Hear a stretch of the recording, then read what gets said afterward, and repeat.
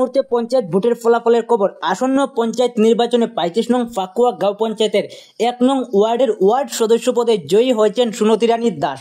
গাঁও পঞ্চায়েত নির্বাচনে 2 নং ওয়ার্ডের ফাকুয়া জিপির 2 নং ওয়ার্ডের ওয়ার্ড সদস্য পদে জয়ী হয়েছেন কল্পনা রানী দাস। ফাকুয়া জিপির 3 নং ওয়ার্ডের ওয়ার্ড সদস্য পদে জয়ী হয়েছেন সুজলা দাস। ফাকুয়া জিপির 4 নং ওয়ার্ডের ওয়ার্ড সদস্য পদে জয়ী হয়েছেন দীপা দাস। ফাকুয়া জিপির 5 নং ওয়ার্ডের ওয়ার্ড সদস্য পদে জয়ী হয়েছেন প্রিয়ঙ্কা দাস। ফাকুয়া জিপির 6 নং ওয়ার্ডের ওয়ার্ড সদস্য পদে জয়ী হয়েছেন অরূপ দাস। ফাকুয়া জিপির 7 নং ওয়ার্ডের ওয়ার্ড সদস্য পদে জয়ী হয়েছেন শচীন্দ্র চন্দ্র দাস। ফাকুয়া জিপির 8 নং ওয়ার্ডের ওয়ার্ড সদস্য পদে জয়ী হয়েছেন গীতারানী দাস। ফাকুয়া জিপির 9 নং ওয়ার্ডের ওয়ার্ড সদস্য পদে জয়ী হয়েছেন অনিল চন্দ্র দাস। ফাকুয়া জিপির 10 নং ওয়ার্ডের ওয়ার্ড সদস্য পদে জয়ী হয়েছেন রেবা রানী দাস।